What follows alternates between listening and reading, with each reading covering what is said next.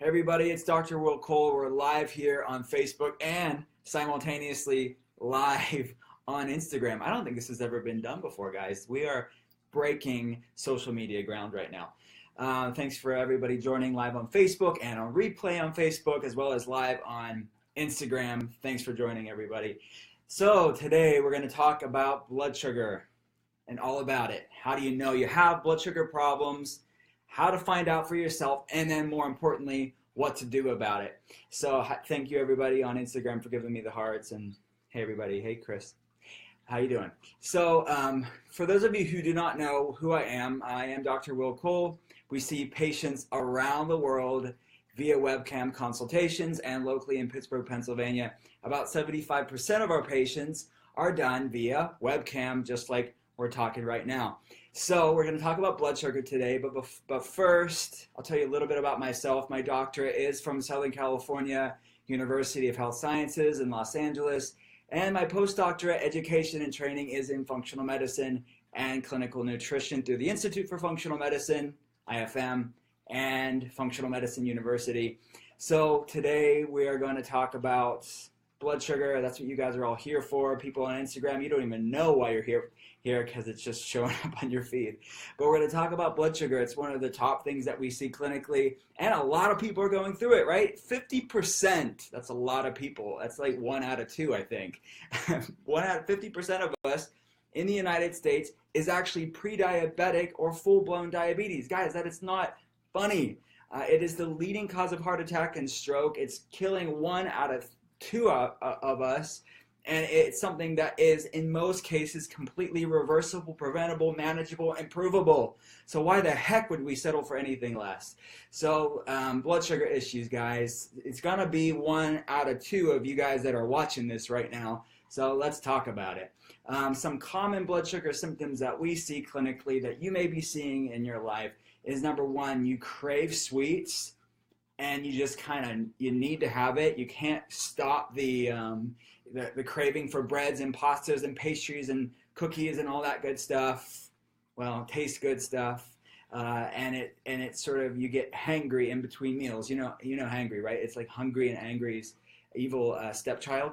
That is hangry, and you will feel that if you have blood sugar, because your body's trying to create balance and try to create hormonal balance by stabilizing that blood sugar. And some other symptoms that you may have if you have a blood sugar problem is that you need caffeine to get going because your body gets fatigued, so you either need sugar or caffeine to get through the day. Some other issues is getting dizzy, lightheaded if you do miss a meal, if you get irritable, which is also a part of angry, irritable between meals as well, if it's difficult for you to lose weight, if you're thirsty a lot, if you're going to the bathroom a lot. These are all signs of a blood sugar problem, which is, again, impacting 50% of us. So for more symptoms, if you want to know the full list of a blood sugar problem, click the comment section below. If you're on Facebook, if you're on Instagram, get over to Facebook, because the article's there with all the PubMed medical literature links on there. So what do you do if you have a blood sugar problem? Number 1, you're going to want to find out if it's an issue for you or not, because you could have those symptoms, just because, in health at least, if it looks like a duck, it doesn't necessarily mean that it's a duck. You have to test if that thing is quacking, if it actually is a duck or just a duck imposter. So there's a lot of things like adrenal fatigue and other leptin resistance that can mimic blood sugar issues. So find out for yourself. Number 1, running your serum insulin levels. Insulin is a hormone that your pancreas produces to allow glucose into the cell. So you want to see, what is your serum insulin? Because typically with blood sugar problems, you're going to see higher insulin. And in functional medicine, we want functional optimal thriving ranges. And just because you're within the lab's reference range, which all of you that have watched our previous Facebook live videos knows, that just because you're within the lab's reference range doesn't necessarily mean the optimal healthy range. Because why? Because the lab's reference range you have from your PCP or endocrinologist, we get those reference ranges from a statistical bell curve average of people who go to that specific lab. Who are the people that typically go to labs? They're people with health problems. So there's a lot of us that go to the doctor to say, hey, let me get these labs ran. I want to see how my health is, or I don't feel well. I want to find out what's causing my problem. And these labs all come back normal, even though you know instinctively, heck, I don't feel normal. You're told you're just depressed, you just need to lose weight. You're like, I can't even lose weight. We have to look at these underlying root issues and look at the functional, optimal, healthy range. So serum insulin, we want it less than 3. So you can ask your doctor for that lab. And again, these are labs that we run for people around the world. C-peptide, for every molecule of C-peptide, you have a molecule of insulin. So it's a good way to gauge endogenous natural insulin that your body is producing on its own. We want it about 0.8 to 3.1 for C-peptide to gauge your body's own production of insulin. This is also important for people who are diabetic that are injecting themselves with an exogenous insulin like Humalog and Novolog and Levemir and Lantus, all those guys. We want to see how much your body's actually producing. So C-peptide, fasting blood sugar, the functional medicine range is less than 90.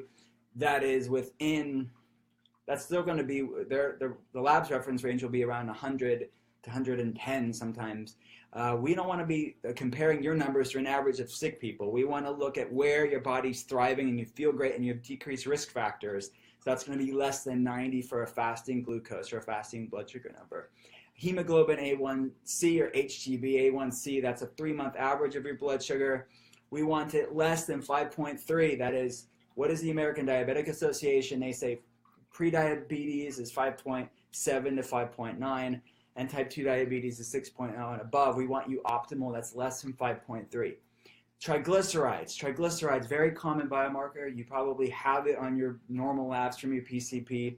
We want triglycerides less than 100. Anything above that is showing a blood sugar problem. The next one would be HDL, the good cholesterol, right? We want it above 60. So these are some good gauges to see how your blood sugar is.